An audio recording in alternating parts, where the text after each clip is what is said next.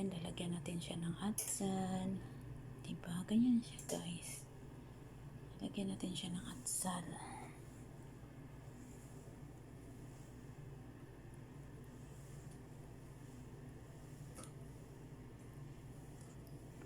Parang binalik natin yung dati nating paggawa. Yung karne ay nasa ibabaw. Kasi mas masarap yun ang karne nasa ibabaw. Ayan. Ayan siya, guys. Ang ating... Hey guys, ito na yung inibak ko naman muna siya. Ito siya, validify ko pa siya. Tapos, lagyan ko ng garlic at saka onion at saka mga ingredients na powder. Ayan, gigisa ko muna una. Mamaya ko na ilagay ang tomato paste at saka yung tomato blender. So, ayan yung karne guys. Ayan, nilagyan ko na siya ng kamatis. Nilagyan ko siya ng tomato at saka maya-maya ko nalalagyan ng tomato paste. Ayan. Ayan siya guys. Pero una ko niyan ginawa is ako ng onions at saka garlic, tapos nilagyan ko ng mga ingredients. Depende na sa inyo ang mga ingredients niyan kasi yung mga ingredients ko na ginagamit diyan sa mga ganyan ay yan, nandyan na sa aking mga video. Gaya ng mga black pepper, asin, kusbara powder, buhar, ayun. Pwede rin lagyan ng ginger na powder. So, yan lang. At nilagyan ko rin siya ng magic para mas lalong masarap. So, ayan. Lagyan na natin siya ng... Tingnan natin. Para kasing i-fry ko pa muna siya sandali lang. Kaya hindi ko pa siya nilagyan ng yung tomato paste. Iniba ko na naman siya guys, ang style. Ayan, sandali lang siya. Maya konti. Pag mawala na yung kayang tubig. Ayan.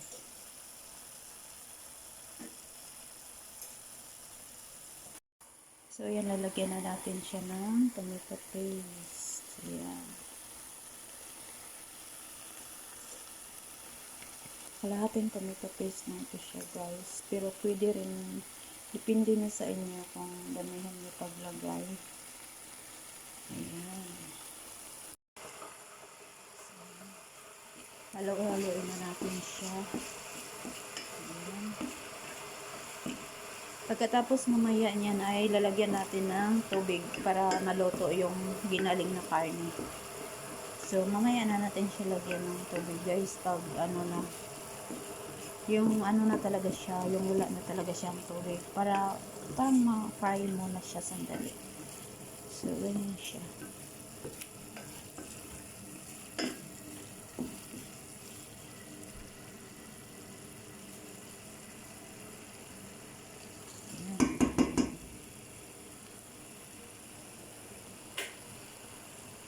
Diba? Wow, ang Ayan, dinagdagan ko na siya ng tubig para maluto yung karne na ginaling. Ayan siya guys. Pag hindi natin lalagyan ng tubig, pikit kasi siya. Tapos, hindi maluto yung kailangan talaga siya dagdagan ng tubig kasi para maluto yung karne. Ayan. Hi guys. Yun, naghiwa na ako nag-prepare ako ng gamit dito sa yung niluto kong ginaling. Kasi ang gagawin ko pala ngayon is moussaka pala yung pangalan niya. Nakalimutan ko na. Yan siya, talong. At yung talong naman na hindi siya pwede talaga na hindi i-fry. Kasi the last time I cooked this, I will not fry. Tapos iba talaga siya guys, pag hindi mo i-fry ang talong pala. Nag-try ako noong last na pagluto ko. Hindi ko i-fry ang talong at saka yung potato. So, ang result pala is, hindi talaga siya kagaya ng i-fry mo siya, yung talong at saka yung patatas, ay sobrang masarap talaga yung pagkaluto niya. So, ngayon, nagbalik na ako nag-fry. Kasi nung last, kasi hindi ko gi-fry. Tapos, parang nag-ano yung amo ko, pero hindi lang niya sinabi sa akin. Pero, alam ko parang hindi yun nila nagustuhan. Pero, kumain naman sila. Pero, sa akin lang yun na-judge sana baka lang. Pero ang mas masarap talaga yung i-fry talaga itong talong at saka yung patatas. So, yun, maghiwa na ako hanggat hindi pa naluto ang karne. Ayan, hindi pa siya guys, kulang pa siya. Kaya, ano ko muna. Ayan. Ayan na yung talong guys. Ayan, naluto na siya. So, ayan. Nag-fry na ako yan. Habang hinihintay rin itong ano. Ayan. Sandali lang. Ito rin yung patatas ay binalatan ko na. So, ngayon maghugas na tayo. So, ayan lang kadami yung talong. Ayan. Tapos, ayun, pati na rin patatas. Before ko na siya. Ayan guys, nagluto ako ng kunting kanin.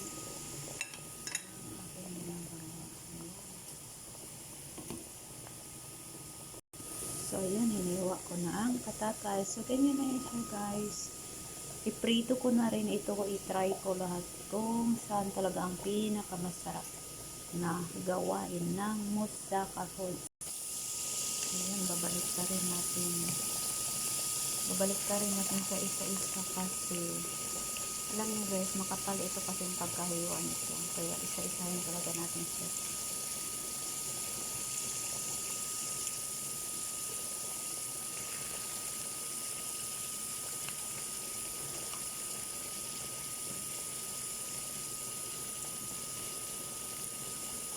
Pagkatapos nito ay ilagay na natin sa oven at ilagay natin ang karne sa gitna ng mga gulay.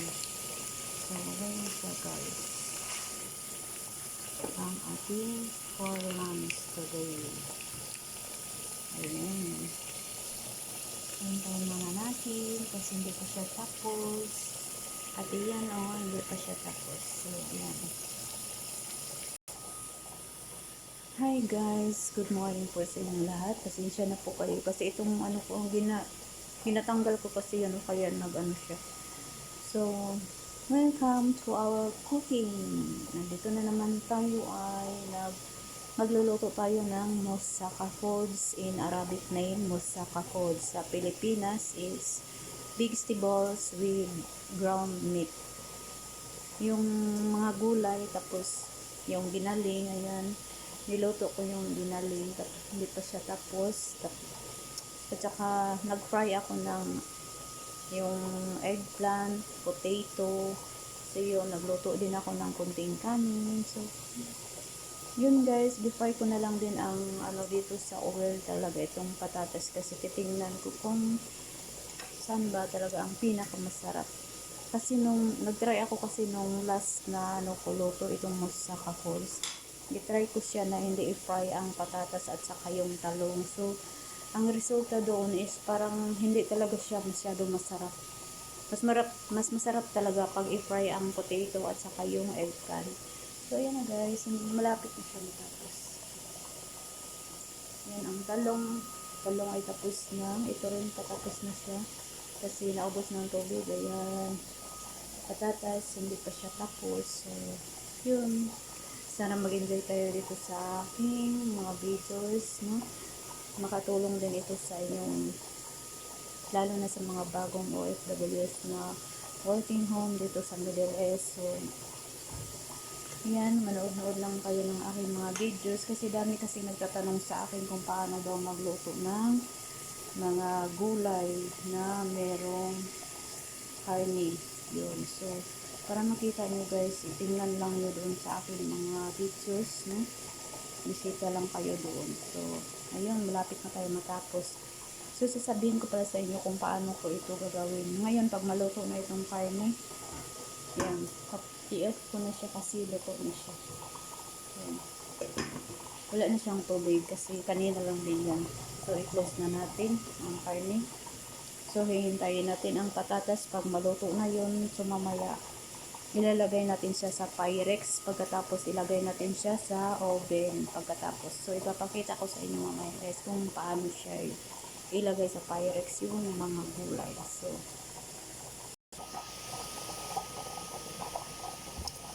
ayun, mag-ano tayo. Aalisin natin ang patatas. Kasi, ano na siya.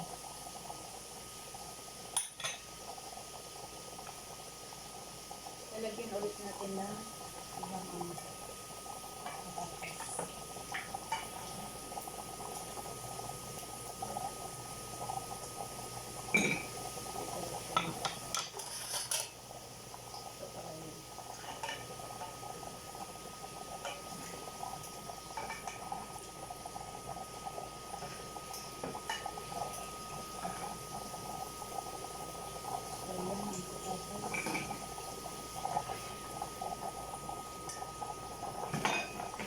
Kasi noon kasi yung last ko na pagluto ng moussaka, nag-try talaga ako kung masarap ba na ilagay sa Pyrex na hindi siya na-fry. Kaya yun, nag-try ako. Pero sa ngayon yun, nagbalik na ako kasi parang iba talaga siya guys. Mas masarap talaga kung i-fry. Yan. I-fry natin ang patatas. Mas masarap talaga i-fry kaysa hindi i-fry. Kasi parang makukuha mo doon yung mga paglalasa.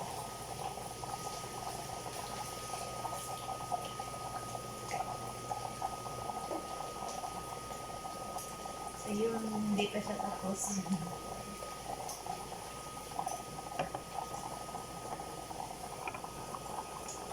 Yun na yung rice. Pinahinaan ko niya siya kasi yun, tapos na niya siya. So ito siya guys, naghiwa ako ng kamatis. Yan siya kamatis.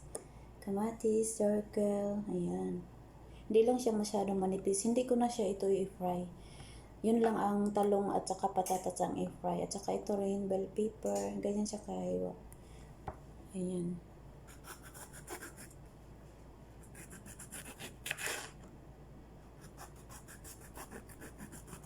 Ito lang ang ating ilagay sa moussaka foods. Moussaka foods, pangalan yan dito sa Arabic. Yung pagtawag nila ay moussaka foods.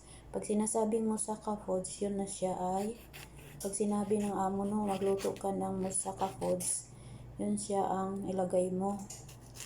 Patatas, talong, i-fry mo siya, at saka lagyan mo ng kamatis, at saka ito rin, bell pepper. Ayan ang kamatis. Ayan siya kamatis. Yun, ang bell pepper at saka itong kamatis ay hindi na natin siya i-fry.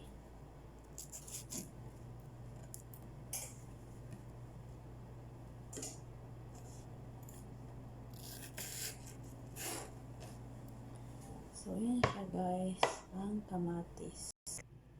So, ito na siya. Ito ang circle na kamatis. Ayan, pati ito ay yung atsal na circle din. So, ngayon ilalagay na natin sila sa Pyrex.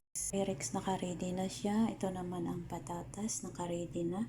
Yan ay talong, naka-ready na. At saka ito rin ang karne ay tapos na. So, ayan sila guys, ang ating ilalagay dito sa Pyrex. Kasi ilalagay na natin sila sa oven. Ayan, ang moussaka foods. So, ayan. So, ngayon, maglagay na tayo dito sa, Pyrex kasi para malagay na natin sa oven ang ating mga ginagawa. Siya, nalagyan natin siya ng, ayan. So, ayan na ang talong. So, lalagay na naman na tayo ng, dito. Itong patatas ulit kasi maraming patatas kasi ang i-fry ko kasi gusto ng aking amo, kasi yung aking amo ay ito na lang ang kakainin niya at hindi na siya magkain ng rice, gusto niya ang patatas. So yan siya guys, kanina patatas sa ilalim tapos eggplant or talong. So ngayon yan naman, so lalagyan na natin ng mga kamatis.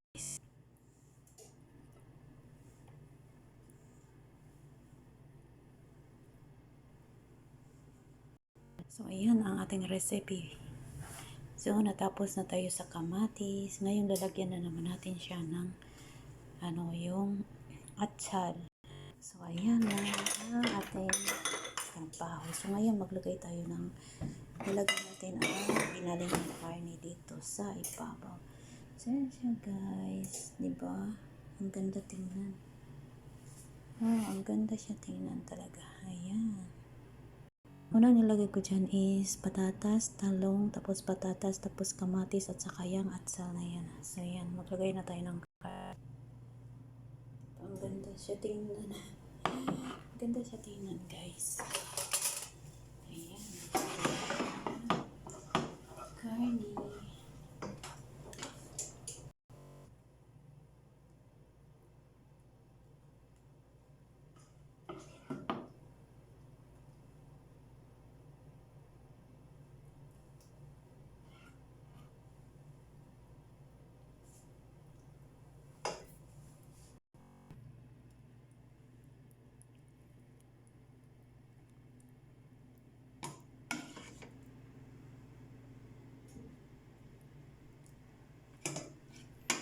So, ayun na siya guys, ang aking cooking for today. Ayan siya.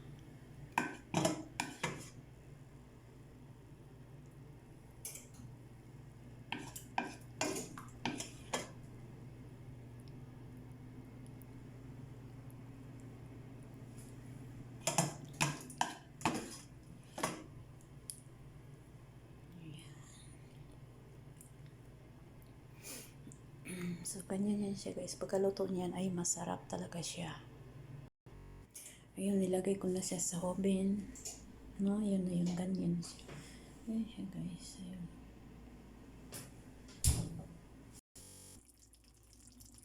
Ayun na siya yung niluto ko kanina. Ayan na siya guys.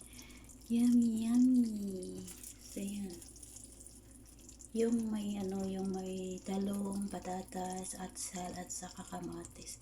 So, yan siya.